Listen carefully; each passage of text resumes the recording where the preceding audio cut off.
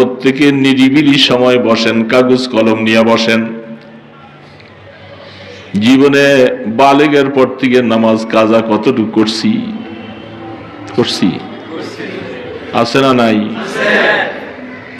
যারা 15 বছর বয়স হও নাই, তোমাদের জন্য এখনো কপালটা খোলা। 15 বছর বয়স থেকে নিয়ে তোমার আমলনামা চালু হয়ে যাবে, হিসাব নিকাশ শুরু হয়ে যাবে, ওই সময় পাকড়াও করা হবে। যারা এই বয়সে আইসা এখন নামাজি হইছি, আমার পিছনের নামাজগুলি জিম্মায় আছে না নাই? এখানে আইসা অনেক মানুষ ভুলের মধ্যে পড়ে যায়। অনেক মানুষ কি বিভিন্ন রকমের কথা ইউটিউবে দেখায়, যাদের নামাজ কাজা হয়ে গেছে, শুধু আল্লাহর কাছে এমনি তওবা করলেই চলবে, এগুলি আদায় করা লাগবে না। এই ধরনের বহুত রকমের বক্তা এখন বাইরেছে। যারা আমাকে মহব্বত করেন, আমি যাদেরকে মহব্বত করি, অনুরোধ করে বলতেছি, ওই সমস্ত ফালতু কথা শুনবেন না। আপনার এই কাজা নামাজ মৃত্যুর আগে হলো আদায় করা লাগবে।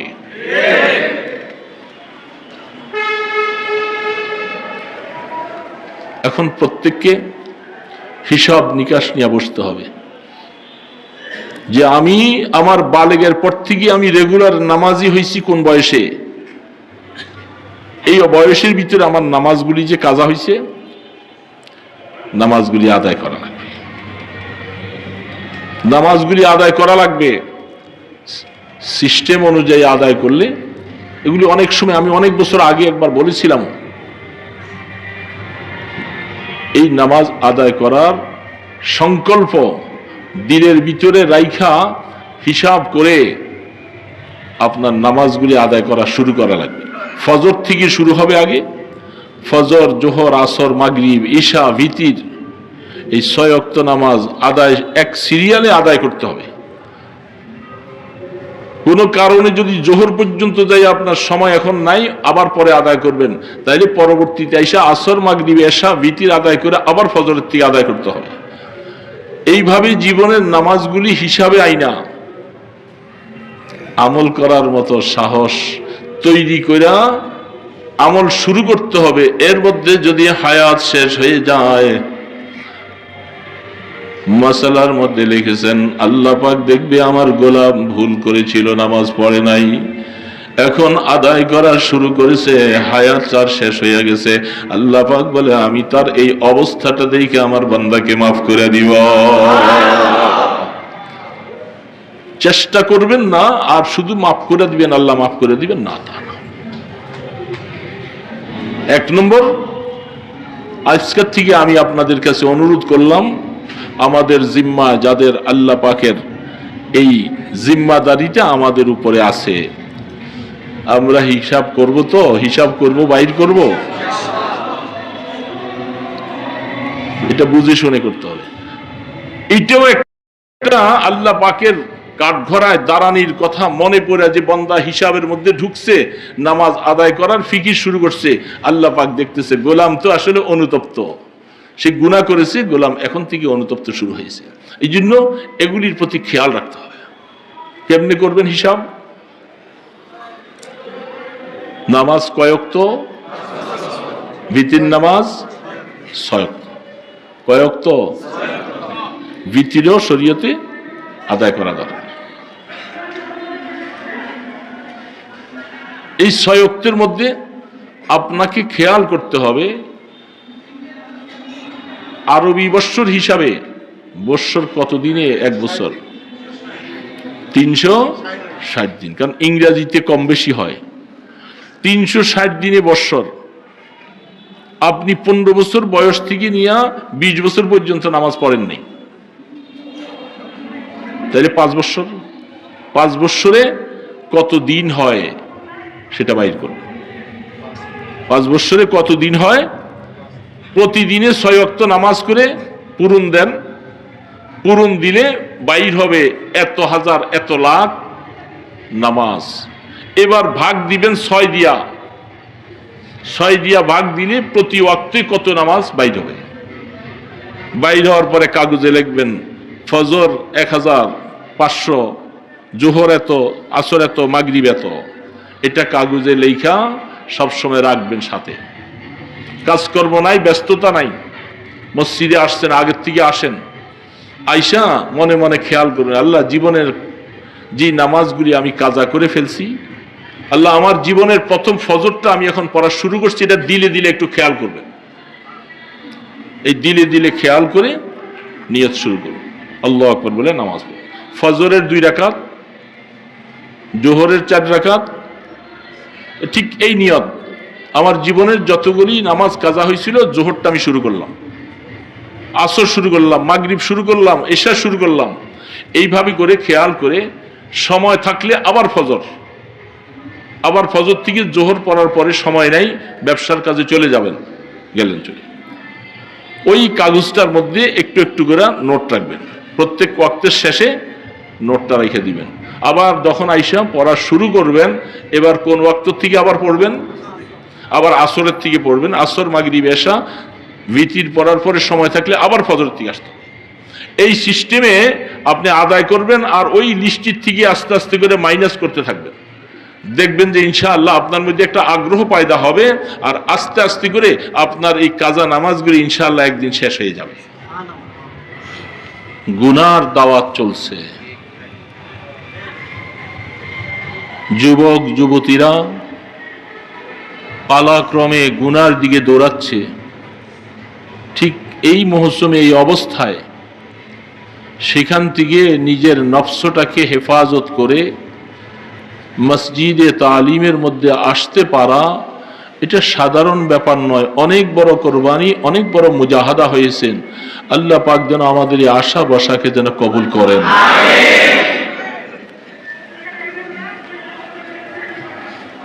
মানুষ পাগলের মতো জাহান্নামের দিকে ছুটছে, লেগাম ধরে টেনে রাখার মতো অবস্থা নাই।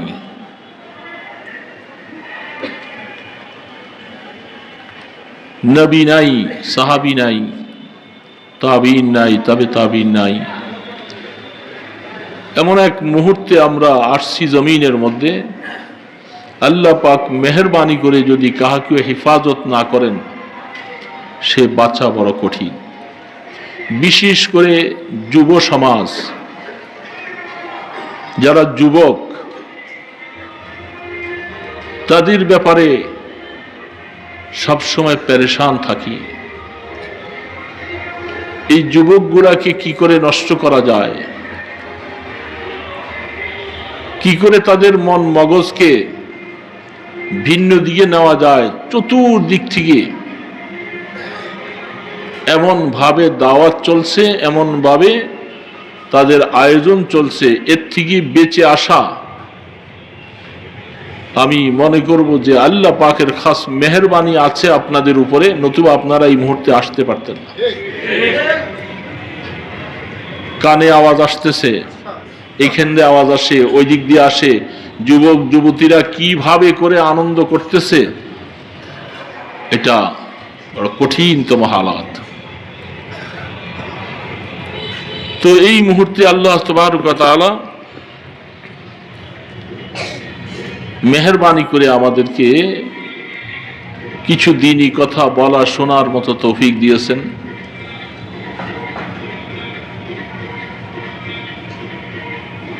এই জন্য অন্তর খুলে আল্লাহ পাকের শুকর আদায় করতেছি, আলহামদুলিল্লাহ। আল্লাহ আমাদের এই আশা বসা যেন কবুল করেন, আল্লাহ সুবহানাহু ওয়া তাআলা বান্দার হালাত দেখে, বান্দা কোন দিকে যেতে চায়। ছোট্ট আয়াত পড়েছি, আল্লাহ পাক আমাদেরকে বলছিলেন যে তোমরা জান্নাতের দিকে দৌড়াও, জান্নাতের দিকে দৌড়াও, এমন কাজ করো যেই কাজে তোমাকে জান্নাতি বানাবে, সেই দিকে দৌড়াও। তাহলে বোঝা যাচ্ছে আল্লাহ পাক বলতেছেন জান্নাতের দিকে দৌড়াও, আর শয়তান বলতেছে জাহান্নামের দিকে দৌড়াও।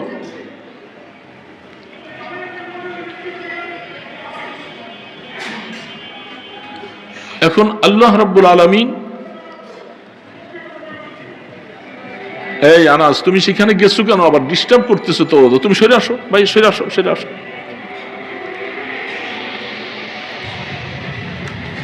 বসে বসে কথা শোনো। আল্লাহু আকবার।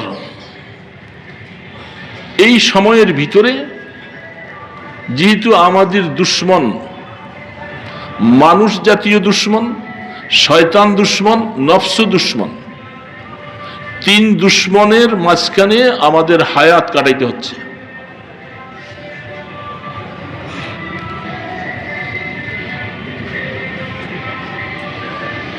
কি করে সম্ভব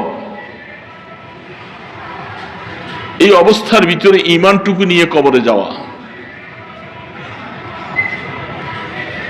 আল্লাহু আকবার। আল্লাহ সুবহানাহু ওয়া তাআলা তিনি বলছেন যে হ্যাঁ, আমার যদি কোনো গোলাম যদি সে আমার দিকে আসতে চায়, আমি আল্লাহ পাক ওয়াদা করলাম আমি তার জন্য রাস্তা খুলে দিব।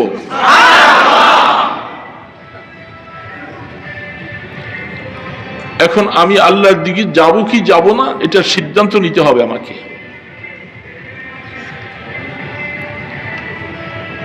চতুর্মুখী ডাক। হাদিস শরীফে পাওয়া যায়, পেয়ারা নবী সাল্লাল্লাহু আলাইহি ওয়াসাল্লাম মাটির মধ্যে একটা লম্বা দাগ দিছেন। দাগ দিয়ে ডানে বামে আরো সরু সরু অনেকগুলি দাগ দিয়েছেন। দিয়ে আল্লাহ রাসূল বলতেছেন, এই সোজা রাস্তাটা হলো জান্নাতে যাওয়ার রাস্তা, আর ওটার মাঝখানে, ওটার মধ্যখানে আল্লাহ আমাকে বসাইছেন। আমি আমার উম্মতকে তাদের কমর ধরে ধরে জাহান্নাম থেকে টেনে টেনে জান্নাতের দিকে নেওয়ার চেষ্টা করতেছি। এখন তো আর রাসূল নাই, সেই টাননেওয়ালা মানুষ নাই, আর মানুষ কেউ থাকলেও তাদের কথাও মানুষ শুনতে চায় না। বিশেষ করে যুবক, এই যুবক ছেলেগুলি, তোমাদের জন্য আল্লাহ পাকের কাছে দোয়া করতেছি। আমাদের হায়াত তো বাবা শেষ হয়ে গেছে, আমরা তো শেষের পথে, তোমাদেরকে নিয়ে খুব পেরেশানি। আহা, মুসলমানের এই ছেলেগুলি, এই সন্তানগুলি, কারো ভাই, কারো সন্তান, কারো ছেলে, এই ছেলেগুলার কি অবস্থা হবে? তারা জান্নাতের রাস্তা কেমন করে চিনবে? এদেরকে সেই দিকে যাইতে দিচ্ছে না। এই জন্য এই দ্বীনি কথা, দ্বীনি মজলিসে আসতে বলা হয়েছে। আল্লাহ পাক নিজে বলেন, ওয়াযাক্কির ফাইন্না যিকরা তানফাউল মুমিনিন। ওগো আমার বন্ধু, আমার নবী, আপনি আপনার উম্মতদেরকে দ্বীনি কথা, নেক কথা, জান্নাতের কথা বলতে থাকেন। যারা ঈমানদার, যারা সত্যিকার ভাবে আল্লাহকে যারা বিশ্বাস করে, অবশ্যই আপনার কথা তাদের হৃদয়ঙ্গম হবে এবং তারা উপকৃত হবে, তারা জান্নাতে যাওয়ার রাস্তা খুঁজে পাবে। এই জন্য হিদায়াতের কথা শোনা চাই, মজলিসে যাওয়া চাই, দ্বীনি কথা যেখানে হয় সেখানে যাওয়ার জন্য নিজের সময়কে কোরবানি করা চাই। এই সময় একদিন নাজাতের সামান হবে ইনশাআল্লাহ। আল্লাহু আকবার। রাসূল করিম সাল্লাল্লাহু আলাইহি সাল্লাম দেখেন সাহাবাদের মধ্যে জান্নাতে যাওয়ার কত আগ্রহ, কত রকমের ব্যস্ত ছিলেন তারা। একদিন আল্লাহর নবী মসজিদে নববীর মধ্যে বসে বলতেছিলেন যে আমার উম্মতের মধ্যে আল্লাহ পাক ৭০,০০০ লোককে বিনা হিসাবে জান্নাতে পৌঁছে দিবেন। হাদিসের মধ্যে আসছে লম্বা,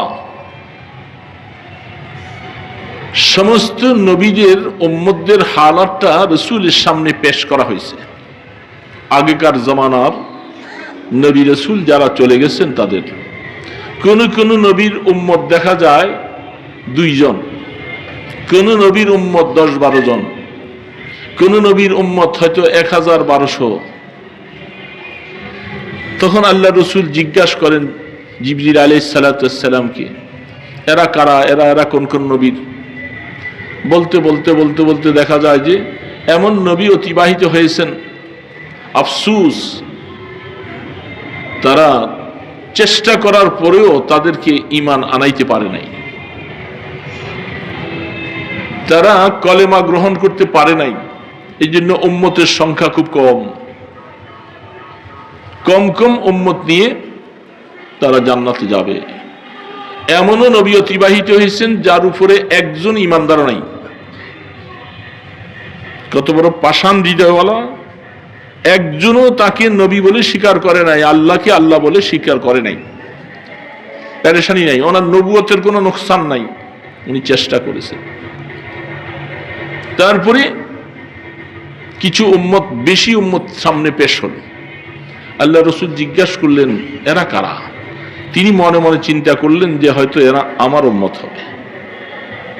পরে বললেন যে এরা হযরত মুসা নবী আলাইহিস সালাম। সমস্ত নবীদের উম্মতের তুলনায় আমাদের রসুল বাদ দিয়ে মুসা আলাইহিস সালামের উম্মত বেশি। সব দেখাবার পরে এবার দেখাইলেন যেন দিগন্তর মধ্যে বিশাল, একেবারে চতুর্দিকে ভরপুর করে দিগন্তটাকে পুরা বেষ্টনী দিয়ে রাখা হয়েছে, মানুষ আর মানুষ। আল্লাহ রসুল জিজ্ঞাসা করলেন যে এরা কারা? জিবরিল আলাইহিস সালাম বললেন যে এরা আপনার উম্মত। আল্লাহ রসুল অত্যন্ত খুশি হলেন, খুশিতে বাগবাগ হলেন। আমার উম্মত বেশি, জান্নাতে যাবে। রসুল খুব খুশি। সমস্ত নবী রসুলদের উম্মতের তুলনায় আপনার আমার নবী মুহাম্মদ রাসূলুল্লাহ সাল্লাল্লাহু আলাইহি ওয়াসাল্লাম, তার উম্মত জান্নাতি বেশি হবে। এর মধ্যেও পেরেশানি, যেহেতু রসুলের উম্মত জান্নাতি বেশি হবেন, তুলনামূলক রসুলের উম্মতের সংখ্যাও বেশি। এদের মধ্যে জান্নাতি বেশি হবেন, আবার জাহান্নামীর সংখ্যাও অনেক বেশি। মিশকাত শরীফের মধ্যে বাবুস শাফাআতের মধ্যে হাদিস আসছেন, রাসূল করিম সাল্লাল্লাহু আলাইহি ওয়াসাল্লাম ইরশাদ ফরমান, শাফাআতি মিন উম্মতি লি আহলিল কাবাইর। কিয়ামতের ময়দানে আমার এমন কিছু উম্মত আসবে যারা মৃত্যুর আগে তওবা করে গুনাহ মাফ করাই আসতে পারে নাই, তাদের জীবনে অনেক কবিরা গুনাহ আছে। এই জন্য হাদিসের ব্যাখ্যার মধ্যে লিখেছেন অতর্কিত মৃত্যুটা এটা কাম্য না। রাসূল করিম সাল্লাল্লাহু আলাইহি সাল্লাম আল্লাহর কাছে দোয়া করতেন, আল্লাহুম্মা ইন্নী আউযু বিকা মিন মাউতিল ফুজা। আল্লাহ, অতর্কিত মৃত্যু থেকে আপনার সাহায্য চাই।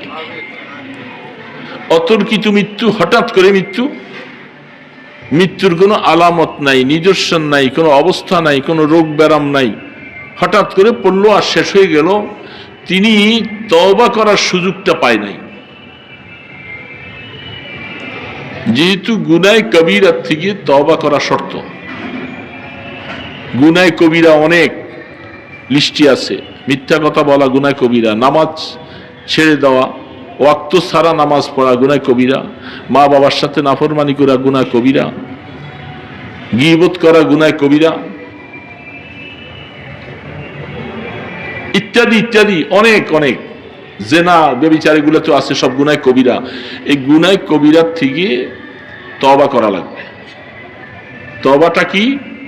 গুনাহ কবিরা করে ফেলছি, আল্লাহ আর করব না, আল্লাহ আর করব না, সিদ্ধান্ত নিয়েছেন।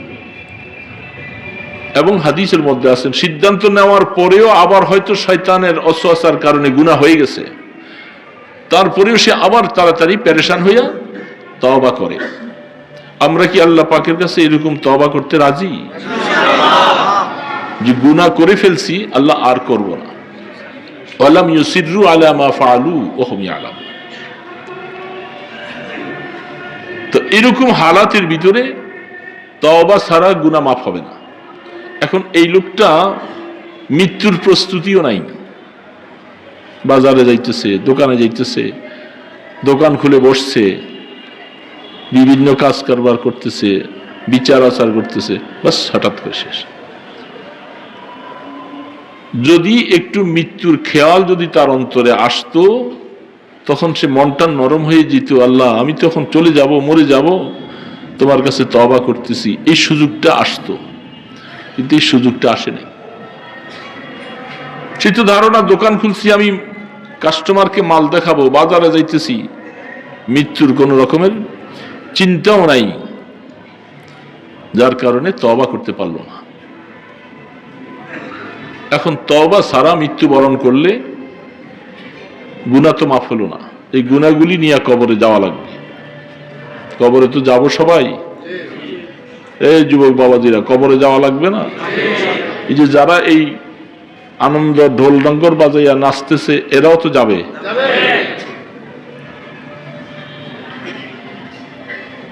সবাই যাবে। আল্লাহ পাকের কাছে ইনসাফ আছে না? আল্লাহ কি বেইনসাফি করে? যারা এই সমস্ত কাজের মধ্যে লিপ্ত, গুনাহ কবিরা, নিজে গুনাহ করতেছে আর হাজারো মানুষকে গুনার মধ্যে লিপ্ত করে দিচ্ছে, তাহলে কবরে সবার যাওয়া লাগবে।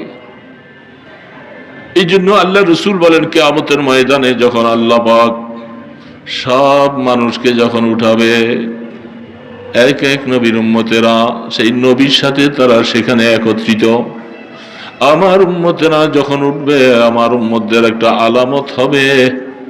আমি আমার উম্মতগুলাকে চিনবার জন্য একটা উপায় হলো, পেয়ারা নবী সাল্লাল্লাহু আলাইহি ওয়াসাল্লাম ইরশাদ ফরমান, কিয়ামতের ময়দানে আমার উম্মতগুলাকে আমি দেখে যেন চিনতে পারি, এই জন্য আল্লাহর কাছ থেকে একটা দরখাস্ত করেছি, গুররাম মুহাজ্জালিন মিন আসারিল উযু।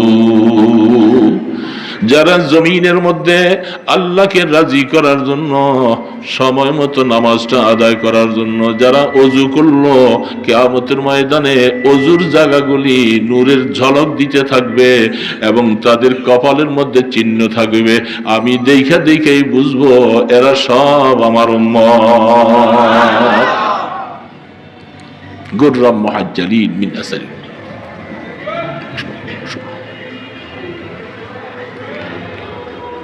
রাসূলের উম্মতকে চিনা যাবে। যাদের কাছে ওযু নাই, যাদের কাছে নামাজ নাই, ওরা অবশ্যই কোনোভাবে চেষ্টা করে সেই নূর তারা পাবে না। সিস্টেমের কারণে তারা রাসূলের উম্মতের কাতার থেকে বাহিরে। আল্লাহর হাবিব ফরমান, ওই দিন আবার উম্মতের মধ্যে যাদেরকে আমি চিনবো, এদের মধ্যে অনেকে আছে গুনাহ কবিরাওয়ালা, তওবা করার সুযোগ পায় নাই। আমি আল্লাহ পাকের কাছে এই বলে আশ্বস্ত, আমার অনেক উম্মতকে সেদিন কবিরা গুনাহ করনেওয়ালা আমি এদেরকে সুপারিশ করাইয়া আল্লাহ পাকের কাঠগড়ার থেকে তাদেরকে রেহাই করাইয়া তাদেরকে আল্লাহর জান্নাতের উপযুক্ত বানাইয়া দিব।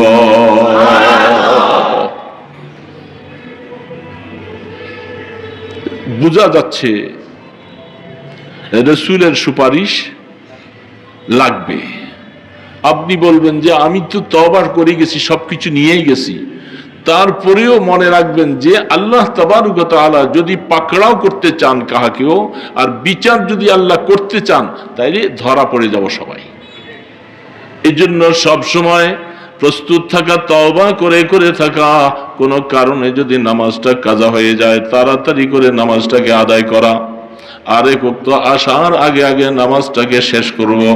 এবং নামাজগুলি আল্লাহ পাকের পক্ষ থেকে আমার উপরে আছে, আমি বেমালুম ভুলে গেলাম এই নামাজগুলি যে আমার উপরে ফরজ ছিল। আমি এখন দুনিয়ার সংসারের কাজের জন্য এত ব্যস্ত, এই নামাজগুলি আদায় করার মতো চিন্তাও আমার কাছে নাই, অথচ এগুলি আল্লাহর পক্ষ থেকে আমার উপরে জিম্মাদারি। আমি এখন সংসার লালন পালন করার জন্য এত ব্যস্ত, সময় দিতে পারতেছি না নামাজের জন্য। কিয়ামতের ময়দানে যখন পাকড়াও করবে তারা কেউ আমার আপন না, যাদের জন্য আমি এখন এই বাজার সদাই করে হাট বাজার করে ঘর বাড়ি করে করে আমার নামাজগুলি কাজা করলাম, একজনও কেউ আমার সাথী হবে না। আমার জবাব সেদিন আমাকে দেওয়া লাগবে। এই জন্য এই ইমানদার বাবাজিরা মনে রাখবেন, প্রত্যেকে নিরিবিলি সময় বসেন, কাগজ কলম নিয়ে বসেন। জীবনে বালেগের পর থেকে নামাজ কাজা কতটুকু করছি আছে না নাই? যারা 15 বছর বয়স হও নাই, তোমাদের জন্য এখনো কপালটা খোলা। 15 বছর বয়স থেকে নিয়ে তোমার আমলনামা চালু হয়ে যাবে, হিসাব নিকাশ শুরু হয়ে যাবে, ওই সময় পাকড়াও করা হবে। যারা এই বয়সে আইসা এখন নামাজি হইছি, আমার পিছনের নামাজগুলি জিম্মায় আছে না নাই? এখানে আইসা অনেক মানুষ ভুলের মধ্যে পড়ে যায়। অনেক মানুষ কি বিভিন্ন রকমের কথা ইউটিউবে দেখায়, যাদের নামাজ কাজা হয়ে গেছে, শুধু আল্লাহর কাছে এমনি তওবা করলেই চলবে, এগুলি আদায় করা লাগবে না। এই ধরনের বহুত রকমের বক্তা এখন বাইরেছে। যারা আমাকে মহব্বত করেন, আমি যাদেরকে মহব্বত করি, অনুরোধ করে বলতেছি, ওই সমস্ত ফালতু কথা শুনবেন না। আপনার এই কাজা নামাজ মৃত্যুর আগে হলো আদায় করা লাগবে।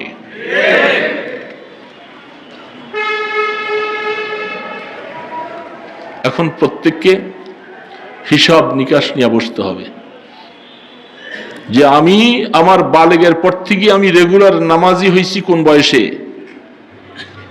এই বয়সের ভিতরে আমার নামাজগুলি যে কাজা হয়েছে, নামাজগুলি আদায় করা লাগবে। নামাজগুলি আদায় করা লাগবে সিস্টেম অনুযায়ী আদায় করলে। এগুলি অনেক সময় আমি অনেক বছর আগে একবার বলেছিলাম, এই নামাজ আদায় করার সংকল্প দিলের ভিতরে রাইখা হিসাব করে আপনার নামাজগুলি আদায় করা শুরু করা লাগবে। ফজর থেকে শুরু হবে আগে, ফজর, জোহর, আসর, মাগরিব, ঈশা, ভিতির, এই 6 ওয়াক্ত নামাজ আদায় এক সিরিয়ালে আদায় করতে হবে। কোনো কারণে যদি জোহর পর্যন্ত যাই আপনার সময় এখন নাই, আবার পরে আদায় করবেন, তাইলে পরবর্তীতে আইসা আসর, মাগরিব, ঈশা, ভিতির আদায় করে আবার ফজরের থেকে আদায় করতে হবে। এইভাবে জীবনের নামাজগুলি হিসাবে আইনা আমল করার মতো সাহস তৈরি কইরা আমল শুরু করতে হবে। এর মধ্যে যদি হায়াত শেষ হয়ে যায়, মাসালার মধ্যে লিখেছেন আল্লাহ পাক দেখবে আমার গোলাম ভুল করেছিল, নামাজ পড়ে নাই, এখন আদায় করা শুরু করেছে, হায়াত তার শেষ হয়ে গেছে। আল্লাহ পাক বলে আমি তার এই অবস্থাটা দেখে আমার বান্দাকে মাফ করে দিব। চেষ্টা করবেন না আর শুধু মাফ করে দিবেন, আল্লাহ মাফ করে দিবেন না, তা না।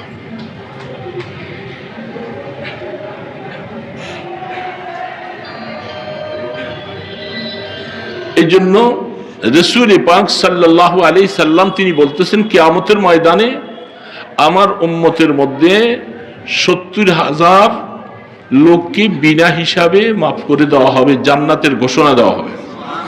হাদিসে বিভিন্ন ব্যাখ্যা আসছে এবং মুহাদ্দিসিনে কেরাম বলতেছেন, কেউ কেউ বলতেছেন 70,000 এটা নির্দিষ্ট একটা সংখ্যা না। আরব দেশে এরকম বেশি শব্দ বুঝাবার জন্য অনেক সময় 70-এর শব্দটা বলা হয়। এই আমল করলে 70,000 সওয়াব, ওই আমল করলে 70,000 সওয়াব, এটা বেশি সংখ্যা বুঝাবার জন্য বলা হয়েছে। তাতে বোঝা যায় যে আল্লাহ রাব্বুল আলামিন, আল্লাহ রাসূল যে 70,000 শব্দটা বলছেন, এর মধ্যে দেখা যাবে যে সংখ্যা বেশি বুঝাবার জন্য উম্মতের মধ্যে বেশি সংখ্যক উম্মতকে আল্লাহ পাক এরকম আছে, তাদেরকে বিনা হিসাবে জান্নাতের ঘোষণা দিবেন, তাদের কোনো হিসাব নেই।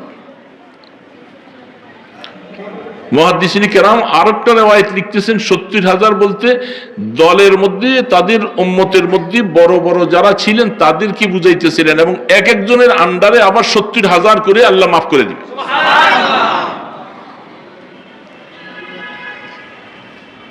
এই কথাটা যখন আল্লাহ রাসূল বলছেন, ওই মজলিসের মধ্যে সাহাবী অনেকে ছিল। একজন সাহাবী, তার নাম হযরত উক্কাশা রাদিয়াল্লাহু তাআলা, তিনি মুহূর্তের ভিতরে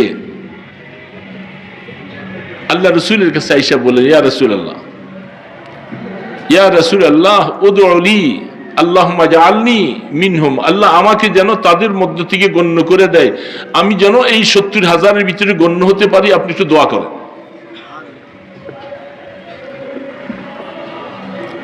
তিনি বলতেছিলেন, আল্লাহর হাবিব সাথে সাথে দোয়া করছেন যেন আল্লাহ পাক উক্কাশার দোয়া তুমি কবুল করে নাও। সাথে সাথে হযরত উক্কাশা রাদিয়াল্লাহু তাআলা আনহু খুশি হয়ে গেলেন যে আল্লাহ পাকের দরবারে এটা মকবুল হয়ে গেছে।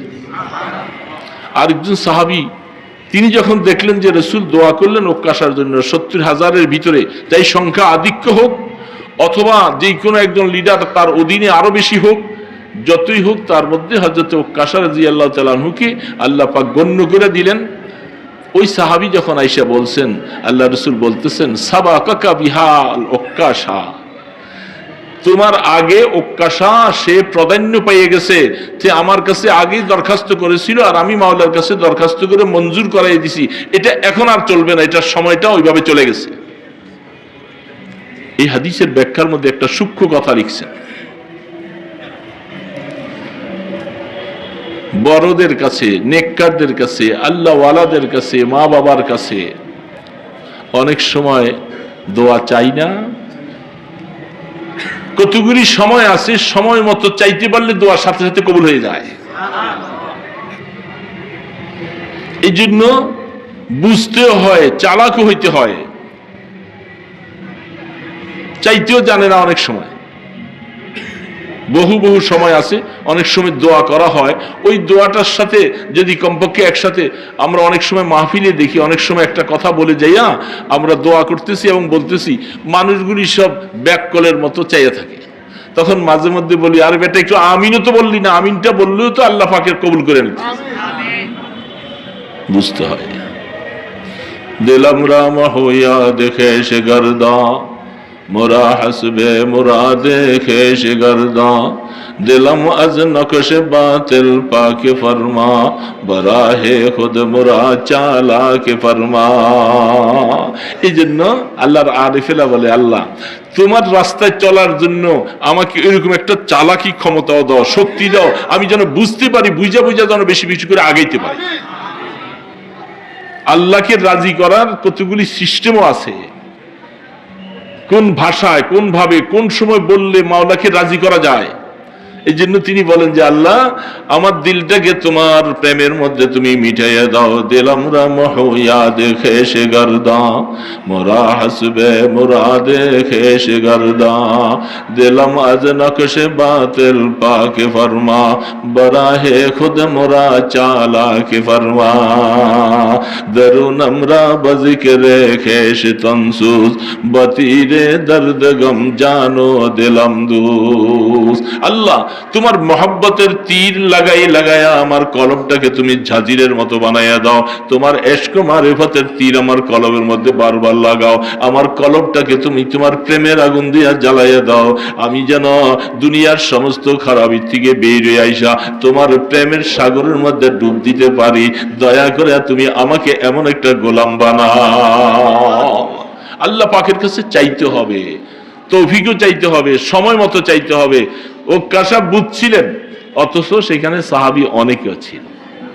আসলে কপাল ভালো, সময় মতো বলতে বলতে আল্লাহর হাবিবের কাছে বলছেন একটু দোয়া করে দেন, আর রাসূল দোয়া করে দিলেন, কপাল খুলে গেছে। পরে আয়েশা বলতেছিলেন, আর রাসূল নিজে বলতেছেন, সাবাকাকা বিহাল উক্কাশা, এই উক্কাশা তোমার থেকে আগে গেছে গা, এখন আর বলা সম্ভব। তাহলে বোঝা যায় কতগুলি সময় আছে, সময় মতো চাওয়া লাগবে, সময় চলে গেলে চাইলে আফসোস করা লাগে, পাওয়া যায়। বুঝেন নাই কথাটা? মাওলার কাছ থেকে নেবার জন্য সময় লাগে, এই জন্য সময় খুঁজে বের করতে হবে। সময়টা আল্লাহ রাব্বুল আলামিন বান্দাকে দেয়, যদি সময় বুঝতে পারে সেই সময়গুলি তালাশ করা দরকার। এক নম্বর, আজকের থেকে আমি আপনাদের কাছে অনুরোধ করলাম, আমাদের জিম্মা যাদের আল্লাহ পাকের এই জিম্মাদারিটা আমাদের উপরে আছে, আমরা হিসাব করব, তো হিসাব করব, বাইর করব, এটা বুঝে শুনে করতে হবে। এটাও একটা আল্লাহ পাকের কাঠঘরায় দাঁড়ানির কথা মনে পড়ে যে বান্দা হিসাবের মধ্যে ঢুকছে, নামাজ আদায় করার ফিকির শুরু করছে। আল্লাহ পাক দেখতেছে গোলাম তো আসলে অনুতপ্ত, সে গুনাহ করেছে, গোলাম এখন থেকে অনুতপ্ত শুরু হয়েছে। এই জন্য এগুলির প্রতি খেয়াল রাখতে হবে। কেমনে করবেন হিসাব? নামাজ কয়ক্ত? ভিতির নামাজ 6 ওয়াক্ত। কয়ক্ত? ভিতিরও শরীয়তে আদায় করা দরকার। এই 6 ওয়াক্তের মধ্যে আপনাকে খেয়াল করতে হবে আরবি বৎসর হিসাবে বৎসর কত দিনে এক বছর? 360 দিন, কারণ ইংরেজিতে কম বেশি হয়। 360 দিনে বৎসর।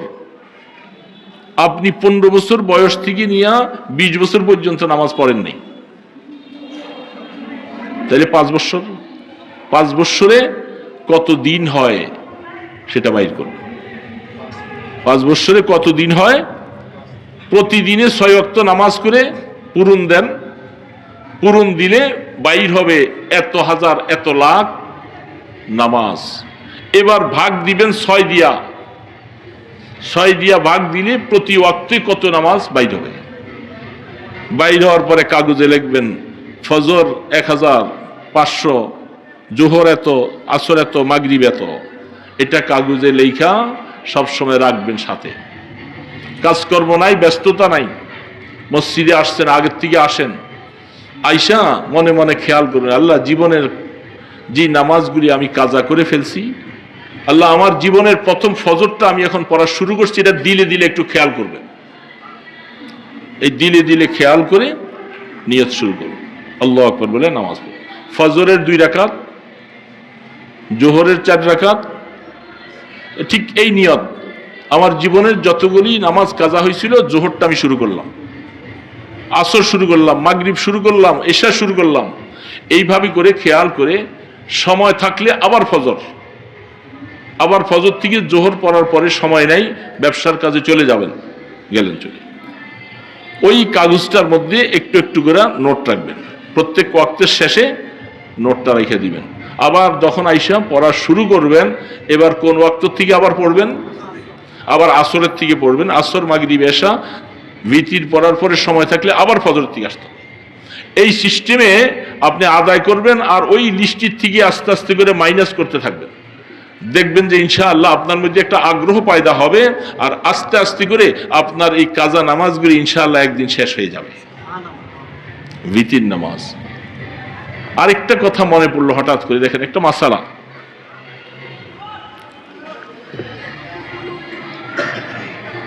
যারা এই যে এখন এই গানগুলি বাজায়, এটা কি শরীয়তে জায়েজ? আপনাদের কি ধারণা, কি এটা জায়েজ আছে? এটা মনে রাখেন, হাদিস শরীফের মধ্যে আসছেন, কোথায় যদি গুনার কাজ হয়, সে যদি ওই গুনার কাজটার ব্যাপারে দিলের মধ্যে একটু ঘৃণা আনে, বন্ধ করতে মতো ক্ষমতা নাই, কিন্তু ঘৃণা সৃষ্টি করে, আল্লাহ পাক বলেন যারা গুনাহ করলো ওইখানে যদি আল্লাহ পাক শাস্তি দেওয়ার সিদ্ধান্ত নেয়, আল্লাহ পাক এই ঘৃণা করার কারণে আল্লাহ আপনাকে হেফাজত করবে। আর দূরে আছেন, গুনার কাজ হতেছে, ফারাজিয়াহা, সেই গুনার কাজের মধ্যে সে রাজি এবং খুশি যে আমি যাইতে পারলাম, আমি শরীক হইতে পারতাম। দূরে থাকার কারণেও আপনাকে এই গুনাহগুলি সব আপনার আমলনামায় লিখবে। এই জন্য যুবক বাবাজিরা, আমরা অন্যায় কাজের মধ্যে যাইতে পারি নাই এবং আমরা অন্তর দিয়ে ঘৃণা করি। করবো তো ইনশাআল্লাহ। আমরা দেখি আমাদের এখানে অনেক মানুষ, আজকেও দেখেছি একজন অনেক আলেম হইয়াও অনেকে ভুল করে।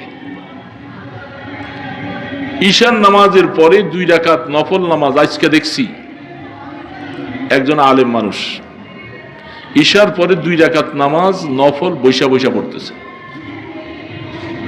আপনারা দেখছেন এরকম পড়ে? আপনারা পড়ছেন? পড়েন নাই? ঈশার পরে 2 রাকাত হালকি নফল বলা হয়, অনেকে পড়ে, বৈশা বৈশা পড়ে। এবং আমার এক মুসল্লি তিনি এই নামাজটা পড়তেন। আমি তাকে বলছিলাম যে ভাইজান, আপনি যে এশার পরে 2 রাকাত, আপনি তো সুস্থ, এতক্ষণ দাঁড়ায় দাঁড়াইয়া পড়ছেন, সবকিছু করলেন, এখন 2 রাকাত বসে কেন পড়েন?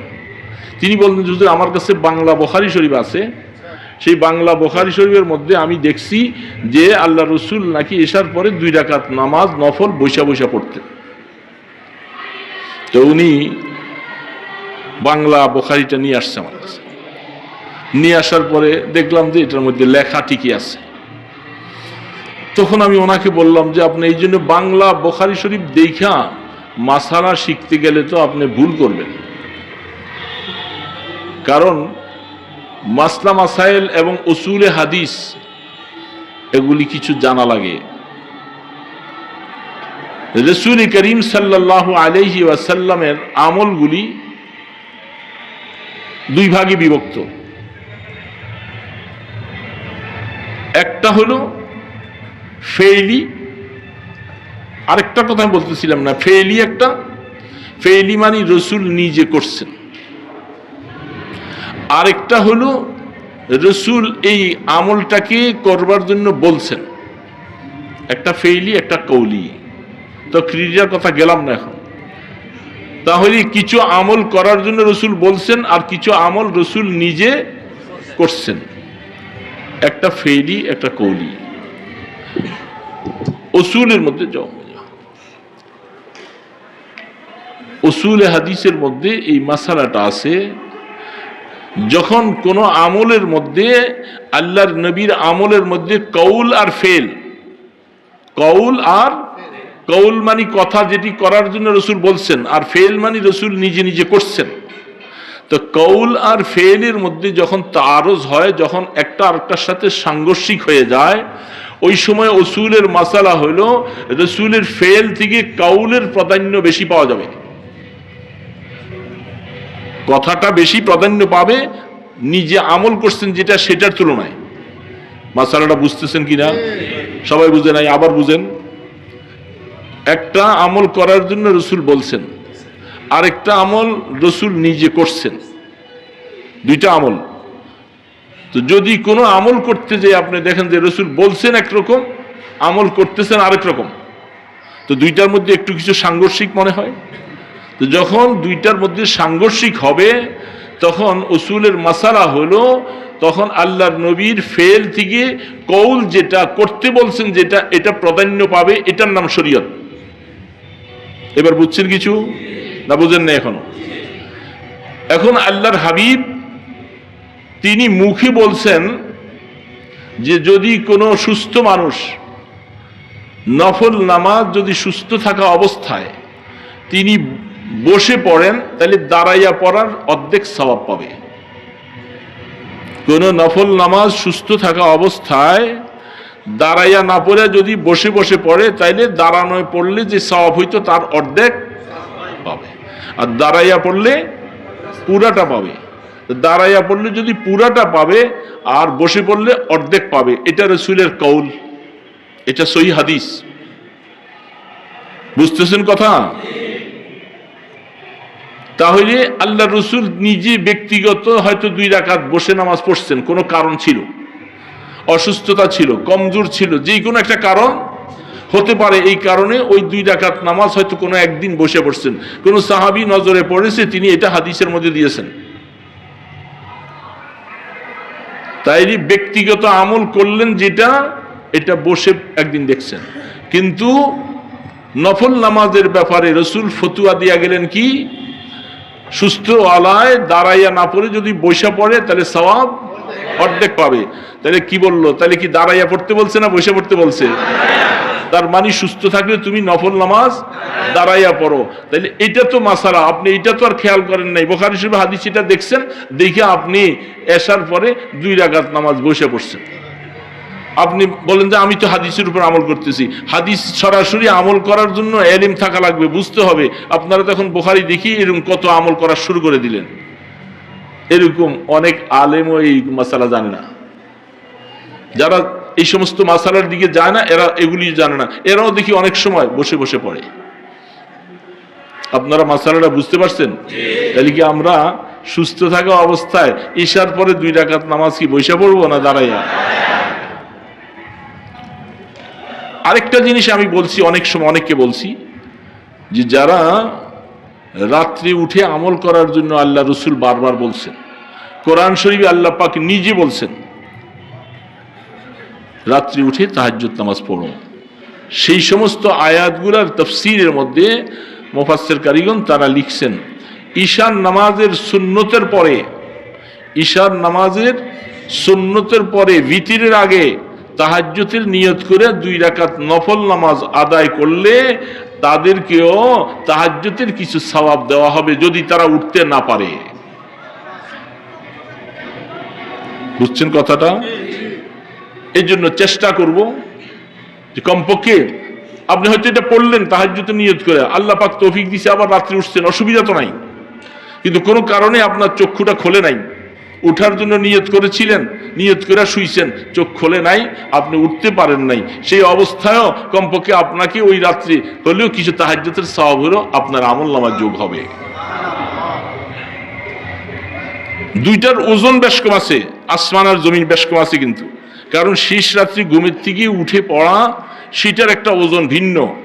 আর এই সময় হলো যেহেতু আপনি কিছু কিছু আমল করা হয়েও ঘুমাইছিলেন, আল্লাহ পাক আপনাকে একেবারে টোটালি সারা রাত গাফলতির ভাবে ঘুমাই আসেন, এটা বুঝবে না। যেমনটা অন্য হাদিসের দ্বারা বলা যায়, যারা ঈশার নামাজ জামাতে পড়ে, ফজরের নামাজ জামাতে পড়ে, তাদেরকে সারা রাত নফল নামাজের সওয়াব দিবে, আসেন হাদিসের মধ্যে, তাকে সারা রাত নফল নামাজের সওয়াব দিবে, ঠিকই আছে। কিন্তু আরেকজন ঈশাও জামাতে পড়লেন, ফজরও জামাতে পড়লেন, মাঝখানে আবার শেষ রাতে তাহাজ্জুদ বললেন, তাহলে উনি কেমন পাইল? বেশি পাইল না? ঠিক যেমনি ভাবে সূরা ইয়াসিন 1 খতম করলে 10 খতম কোরআন শরীফের সওয়াব, আরেকজন সূরা ইয়াসিনও পড়েছেন, পুরা কোরআন শরীফ খতম করেছেন, তার সওয়াব কেমন পাইল? ঠিক এইভাবে শেষ রাত্রে একেবারে উঠার নিয়ত করে শোয়া, কোনো কারণে উঠতে না পারলে কমপক্ষে ঈশার পরে সুন্নতের পরে হইলে 2 রাকাত নামাজ আদায় করে নিব, মাহরুম হব না, কিছু সওয়াব হইল আল্লাহ পাক দিবে। আর ঈশার পরে যারা ওই নফল পড়তে চান ভিতরের পরে, তারা 2 রাকাত পড়বেন বসে, না দাঁড়াইয়া? দাঁড়াইয়া পড়ব। মনে থাকবে তো কথা? তো বিশেষ করে আল্লাহ সুবহানাহু তাআলা কয়েকটা জরুরি কথা বলে দিলাম। আমাদের ওমরি কাজা নামাজ আদায় করার জন্য হিসাব করব তো আগামীকাল থেকে। আর যারা এখনো রেগুলার হই নাই নামাজের জন্য, ওই সমস্ত বাবাজিরা নামাজ কোনো কারণে যদি ছুটে যায়, আরেক ওয়াক্ত আসার আগে আগে তাড়াতাড়ি আদায় করে নিব। নামাজ কাজা করব না, করব তো ইনশাআল্লাহ, চেষ্টা করব তো। এরপরে অনেকের জিম্মায় ফরজ রোজা আছে, রোজা নামাজটা যেরকম ফরজ, রোজা রাখি নাই, এরকম জীবনে আছে না অনেকে। এই রোজাগুলি এদের জন্য তখন ছোট দিন, শীতের দিনে এই কাজা রোজা হিসাবে 1-2 দিন পর পর 3 দিন পর পর একটা একটা করে রোজা রাখলে আস্তে আস্তে করে কাজা রোজাগুলিও আদায় হয়ে যাবে। এখন মহা সমস্যা লাগবে আপনার কাছে, যাহা আমি যদি আগে রেগুলার আদায় করতাম, এখন এটা বড় কষ্ট লাগতেছে, এখন কেমনে আদায় করব। কিন্তু এই কষ্ট থেকে বড় কষ্ট হবে কবরে যাওয়ার পরে, যদি আল্লাহ পাক এই ব্যাপারে যখন ধরে ফেলবে কিয়ামতের ময়দানে, তখন হালাতটা কি হবে। এই কথা মনে করে নিজে এই আমলগুলি হায়াতে বেঁচে থাকতে চেষ্টা করা দরকার। আপনার আমল আপনাকেই করা লাগবে। মানুষ মরে গেলে, আমাদের দেশে জীবনও নামাজ পড়ে নাই, আইসা বলে কয় যে 1 জিল কোরআন শরীফ দিয়া দিছে দান করে, কয় যে এইটাই কোরআন শরীফের সমান তো আর পৃথিবীর কোনো কিছু নাই, এই উসিলায় মাফ হয়ে যাবে। বিভিন্ন রকমের সুতা তালাশ করে। খবরদার, আমরা মনে রাখবো, আমাদের কাজা নামাজ যেমন করতে হবে, রোজাকেও কাজা আদায় করতে হবে, আর আল্লাহর কাছে তওবা করতে হবে বারবার। আল্লাহ ভুল করে ফেলছি, যুবক ছেলে পেলে যারা আছো, তোমরা এই ভুলও আর করো না। এখন থেকে 5 ওয়াক্ত নামাজি হয়ে যাও, যেন তোমার আবার উমরি কাজা আদায় করতে না হয়। তুমি এখন থেকে রেগুলার হয়ে যাও, 5 ওয়াক্ত নামাজি হয়ে যাও। আল্লাহ সুবহানাহু তাআলা মেহেরবানি করে আমাদেরকে জরুরি কথাগুলি বুঝে বুঝে আমাদের হায়াত কাটাবার তৌফিক দান করেন। গান বাদ্যর সাথে সম্পর্ক রাখবো না, পারবো না ইনশাআল্লাহ। গান দেখলে সেখান থেকে তাড়াতাড়ি পলায়ন করব, সরে যাব। গান দেখব না, গান শুনবো না, এবং মনের মধ্যে সবসময় একটা ঘৃণার ভাব রাখবো। আল্লাহ পাক হেফাজত করবেন। আল্লাহ পাক, যেহেতু এই পৃথিবীটা এই অবস্থায় চলছে, এর থেকে বাঁচা বড় কঠিন হবে, বাঁচতে পারতেছি না, আল্লাহর কাছে সাহায্য চাইতে হবে। আল্লাহ, আমাকে তুমি এই সমস্ত গুনাহ থেকে বাঁচাও, আমাকে গুনাহ থেকে বাঁচাও, আমি কি নিয়ে তোমার কাছে যাব। এই জন্য আল্লাহ পাকের কাছে সবসময় বলতে হবে। তো আল্লাহ সুবহানাহু ওয়া তাআলা আমাদেরকে মেহেরবানি করে এই কথাগুলি বুঝে বুঝে আমল করার তৌফিক দান করেন। যারা সব বিশেষ করে দাওয়াতুল ইহসানে আমরা শরীক